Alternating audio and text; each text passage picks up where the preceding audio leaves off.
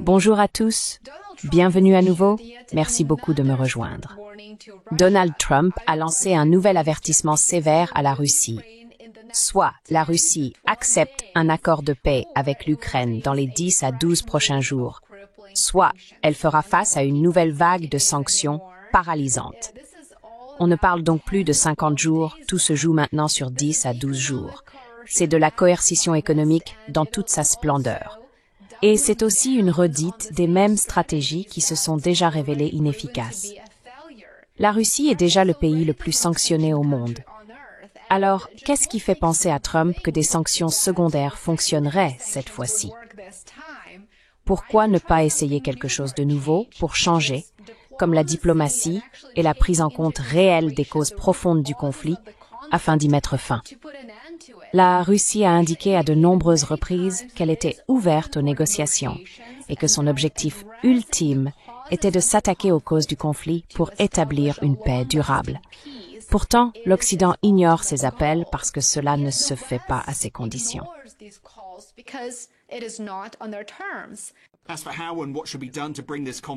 Quant à la manière et à ce qu'il faudrait faire pour mettre fin pacifiquement à ce conflit, nous n'y avons jamais fait objection. De plus, nous étions convenus à Istanbul, à un moment donné, que nous étions prêts à le faire, tout en garantissant, je tiens à le souligner, les intérêts légitimes de sécurité de la Russie. Et l'Ukraine avait élaboré un cadre de sécurité très strict, auquel nous avions pratiquement donné notre accord. Mais dès que nos troupes se sont éloignées de la capitale de l'Ukraine, Kiev, l'Ukraine a immédiatement jeté tous ces accords à la poubelle. Ils avaient même été paraphés sur papier par les chefs des délégations de négociation. Pas tous les documents, mais un mémorandum. Ils ont ensuite annoncé qu'ils chercheraient à infliger une défaite à la Russie et à obtenir la victoire sur le champ de bataille.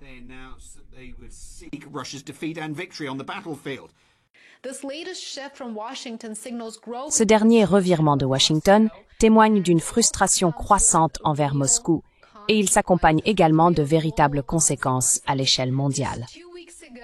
Il y a à peine 2 semaines, Trump avait donné à la Russie 50 jours pour parvenir à un cessez-le-feu avec l'Ukraine. Et maintenant, s'exprimant aux côtés du Premier ministre britannique Keir Starmer en Écosse, il a été clair. Le temps presse plus vite qu'auparavant, affirme Trump. Et il est prêt à jeter de l'huile sur le feu.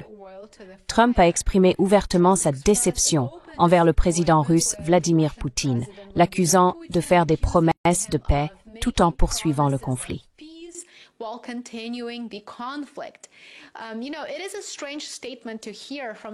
C'est une déclaration étrange à entendre de la part de quelqu'un qui continue de fournir des armes au régime de Zelensky, alors que ce dernier continue de mobiliser de force des hommes, de piller ce qui reste des actifs nationaux et d'acheter des résidences luxueuses à travers l'Europe aux frais des contribuables américains et européens.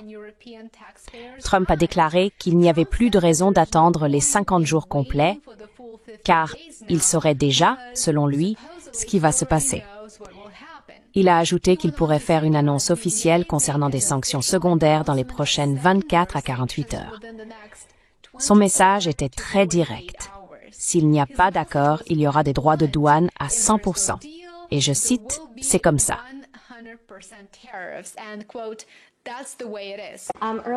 Tout à l'heure, vous avez dit que vous alliez modifier le délai de 50 jours. Alors, quel est votre nouveau délai? Je vais fixer une nouvelle échéance d'environ 10 jours, 10 ou 12 jours à partir d'aujourd'hui. Il n'y a aucune raison d'attendre. Il n'y a aucune raison d'attendre.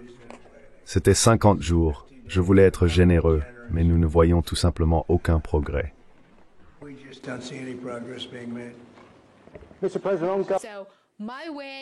Donc c'est à prendre ou à laisser. C'est vraiment l'approche du président américain.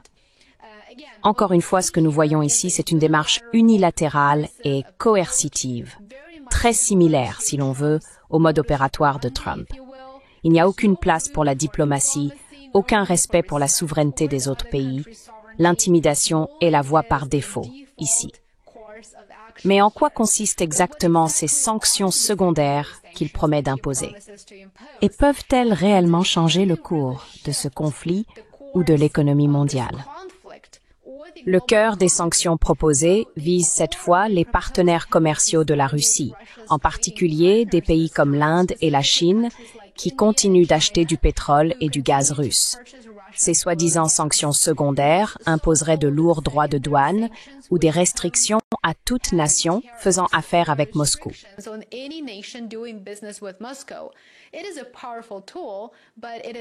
C'est un outil puissant, mais aussi risqué. Pour Trump, c'est un moyen d'exercer une pression indirecte sur la Russie. S'il ne peut pas forcer la Russie à reculer directement, il pourrait essayer d'étouffer les revenus de Moscou en sanctionnant les acheteurs d'énergie russes. En théorie, cela pourrait porter un coup à la caisse de guerre de la Russie, mais en pratique, l'idée est bien plus complexe. Prenons l'exemple de l'Inde et de la Chine. Ce sont deux des économies à la croissance la plus rapide au monde. Toutes deux ont continué d'acheter de l'énergie russe, malgré le conflit en Ukraine, souvent à des prix réduits. Elles l'ont fait non par loyauté envers la Russie, mais par intérêt national, notamment pour la sécurité énergétique, l'efficacité des coûts et l'indépendance géopolitique. Convaincre ces pays de se plier à la pression américaine est loin d'être une mince affaire.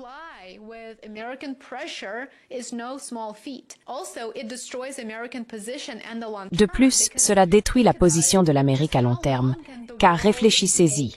Combien de temps le monde peut supporter ce harcèlement? Combien de temps avant qu'ils ne disent que ça suffit?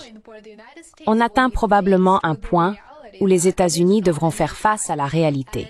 Ils ne sont pas un empire et ne peuvent pas dicter leur conduite aux autres États. Ils doivent respecter la souveraineté des autres pays. Et c'est un sujet qui prend de plus en plus d'importance pour le Sud global, pour la majorité mondiale. Trump a longtemps voulu imposer des restrictions économiques à la Chine et à l'Inde, mais la réalité économique a rendu cela impossible jusqu'à présent. Ces pays sont tout simplement trop grands, trop interconnectés et trop essentiels aux chaînes d'approvisionnement mondiales.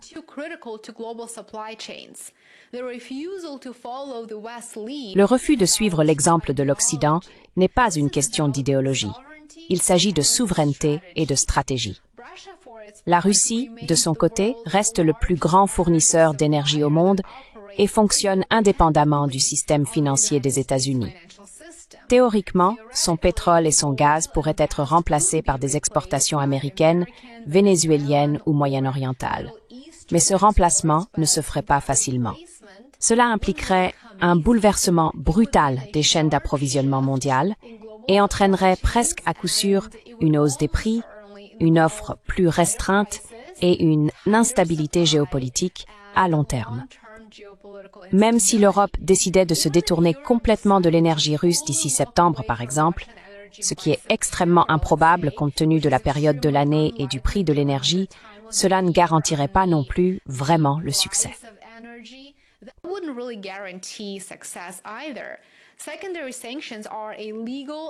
Les sanctions secondaires constituent également un véritable champ de mine juridique et diplomatique, et cela doit être pris en compte ici.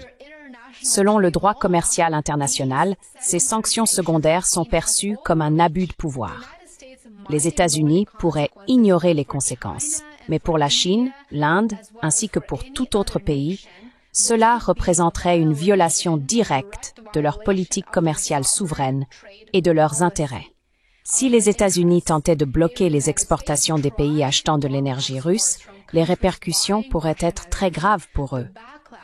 On parle ici de chaînes d'approvisionnement rompues, de flambée d'inflation et de réactions négatives à travers le G20. Les coûts politiques, tant au niveau national qu'international, pourraient dépasser l'effet escompté sur la Russie.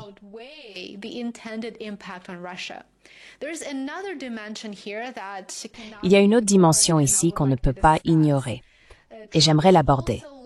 Trump utilise également sa position comme une démonstration de force en vue de la résolution qu'il a promise pour ce conflit.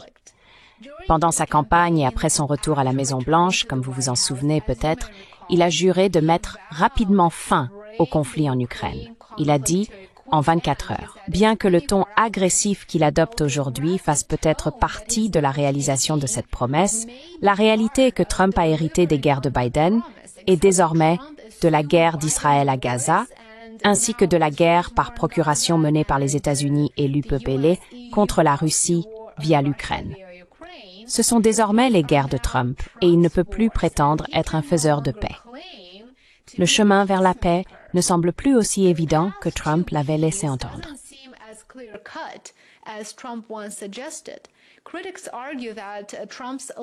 Les critiques soutiennent que la dernière initiative de Trump pourrait relever davantage de l'apparence, davantage de la mise en scène, du spectacle, que d'une véritable stratégie. Il souligne la complexité du marché de l'énergie, les limites de la capacité de production américaine sur le territoire national, ainsi que le risque d'éloigner des partenaires essentiels comme l'Arabie saoudite, l'Inde ou même certains segments de l'Europe. Il convient de rappeler que l'Arabie saoudite, par exemple, a montré ces dernières années que ses intérêts se rapprochent davantage de l'Asie et de l'OPEP, plus que des pressions occidentales. Des accords en coulisses avec l'UMR ou des menaces vagues de Washington pourraient ne pas suffire à faire pencher la balance, surtout lorsque les intérêts nationaux sont en jeu et deviennent prioritaires.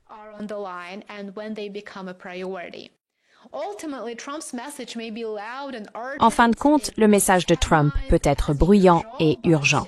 Il fait la une des journaux comme d'habitude, mais son efficacité reste pour le moins incertaine. Alors que la rhétorique du président s'intensifie, les conditions géopolitiques et économiques sur le terrain n'ont pas vraiment beaucoup changé.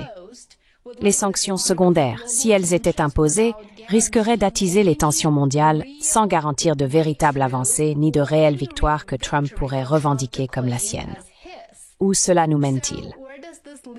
Tandis que Trump augmente la pression et jette de l'huile sur le feu, Poutine reste impassible et continue de poursuivre ses objectifs initiaux.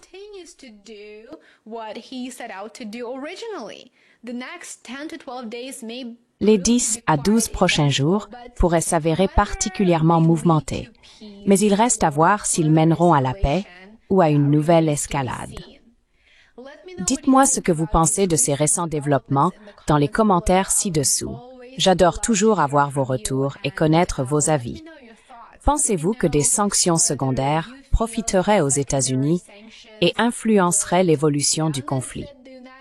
J'aimerais beaucoup connaître votre point de vue. Merci beaucoup d'avoir regardé cette vidéo. Si ce résumé rapide vous a été utile, n'oubliez pas de liker, de vous abonner et de me suivre également sur Substack et Patreon. J'aimerais beaucoup vous y retrouver. Passez une excellente journée et on se retrouve ici demain. À bientôt.